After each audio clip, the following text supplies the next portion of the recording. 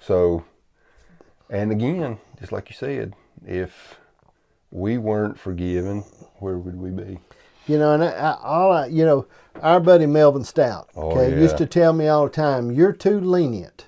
He used to jump on me all the time. He said, because you think anybody can go to heaven. He'd tell me he'd always jump on me because, he was pretty tough. He was strict on stuff. And I said, I think you're giving me a compliment. I said, when you tell me I'm too lenient, because I think that I need mercy. Mm-hmm. Okay, I'm a little rough around the edges. And I'm better than I used to be. But I'm still a little rough. And I want as much mercy and forgiveness as I can get. Mm-hmm. Okay? Yeah. And the only way to get it is to give it. Ain't that the truth? So what are we going to do? And what it does too, and we're setting this example for those around us. Okay? Not by what we say, but by what we do. Exactly. People ain't listening. They're watching. Yep. So when they see us not forgive, if it's grandkids or if it's people, they look at our wives. Mm-hmm. You're right. We set this in motion, this stage in motion all the time. And that's a big responsibility for us. Yeah, because once you profess Christianity as an example, right? They're going to be eyes on. And really looking for you to fall and fail more than... Yeah, because...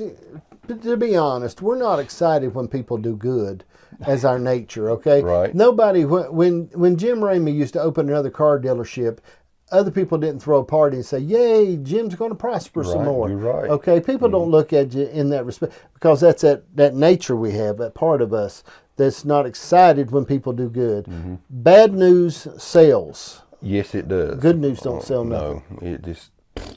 nips in the bud. And bad news and bad things are remembered more than the good things. Exactly. And that's somehow our nature. It is. It's rotten. We got to work on it all the time. It has to be worked on. Well, the 10 Commandments show that we couldn't do 10 little things, and we couldn't do it. I think about this when we talk about stuff. I think about thou shalt not lie. Okay? I mean, that's can you imagine living a life?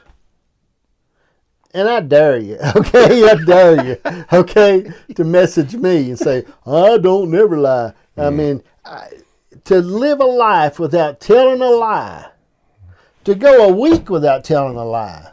Okay, I mean, I know we got big lies and little lies. I understand that. I mean, I understand big lies. And I think there was a TV program, something Little Lies. But anyway, I mean, people. I mean, when you look at things in our life and think, all right, I'm not going to lie. I'm not going to say nothing if I don't have to. There's times I really believe it's smart. You shouldn't say nothing.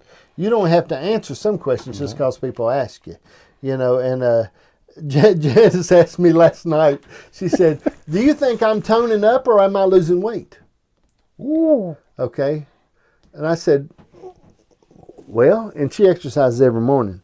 I said, toning up? Good answer. Okay. And then, 15 minutes later, she came to the living room. She said, so you're saying I'm not losing weight? I said, no, I didn't know that's what you wanted me to say. I didn't know. I should have said nothing. I should have said, I'm sorry, I can't hear you right now. But I answered her. So there's times you don't know what to say. But to not lie, okay, because I don't know the truth sometimes unless somebody tells me what the truth is. But I just don't know what I'm supposed to say. Well, but think about that, not lying. I know. Wow. I mean, phew. Yeah. I can do the stealing thing.